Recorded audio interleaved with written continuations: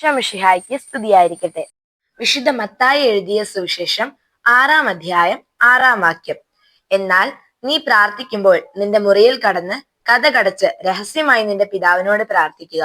രഹസ്യങ്ങൾ അറിയുന്ന പിതാവ് നിനക്ക് പ്രതിഫലം നൽകും. ഈശോയിൽ പ്രിയ സ്നേഹിതരെ, ഇന്ന് പ്രാർത്ഥിക്കുന്നവർ ഏറെയാണ്, എന്നാൽ വിശുദ്ധിയിൽ ജീവിക്കുന്നവർ വിരളവും. അത് എന്തുകൊണ്ടാണെന്ന് ചിന്തിച്ചിട്ടുണ്ടോ? പലപ്പോഴും നമ്മുടെ പ്രാർത്ഥനകൾ മറ്റുള്ളവരെ കാണിക്കാനോ പ്രാർത്ഥനയുടെ പേരിൽ മറ്റെന്തെങ്കിലും ലാഭം നേടാനോ ഒക്കെ ആയിരിക്കാം. മുഴുവൻ സമയവും ദേവാലയത്തിലിരുന്നത് കൊണ്ട് ഒരാൾ യഥാർത്ഥ പ്രാർത്ഥനാ ജീവിതം നയിക്കുന്നവരാകണമെന്നില്ല. നമ്മുടെ പ്രാർത്ഥന നമ്മുടെ ജീവിതത്തിൽ കാണേണ്ട ഒന്നാണ്. നമ്മുടെ ഭക്താനുഷ്ഠാനങ്ങൾ മറ്റുള്ളവർ കാണുന്നത് നാണക്കേടല്ല, പക്ഷെ അത് മറ്റുള്ളവരെ കാണിക്കുവാൻ വേണ്ടി ചെയ്യുന്നത് ശരിയല്ല. പ്രാർത്ഥന എന്നത് നമ്മുടെ ആത്മാവ് ദൈവവുമായി സംസാരിക്കുന്നതാണ്. മറ്റുള്ളവരുടെ മുൻപിൽ നാം എന്തെല്ലാം ആയാലും നമുക്ക് പ്രതിഫലം നൽകുക നമ്മെ പൂർണ്ണമായി അറിയുന്ന ദൈവമാണ്. പ്രാർത്ഥിക്കാം ദൈവ തിരുമുൻപിൽ, ജീവിക്കാം വിശുദ്ധിയോടെ.